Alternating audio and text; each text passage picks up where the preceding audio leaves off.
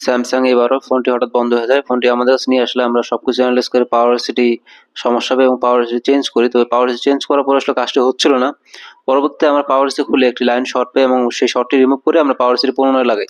আমাদের পাওয়ার এসিটি লাগানো হলে ফোনটি দেখতে পাচ্ছেন চালু হয়েছে এবং চালু হওয়ার পরে ফোনটি ঠিকঠাকভাবে চলতেছিল। আমরা এখন ফোনটি ফিটিং করে নেব। আমাদের ফোনের যে সমস্যাটা ছিল সমাধান হয়েছে।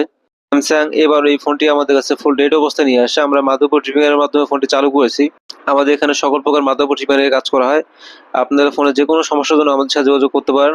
ফোনের প্রত্যেকটি পার্ট নিখুঁতভাবে লাগানো হয়েছে। এখন আমরা ফোনটি ফাইনাল ফিটিং করে নিব এবং আমরা ফোনটি চালু করে দেখব আসলে ফোনটি ঠিকঠাক চলে কিনা।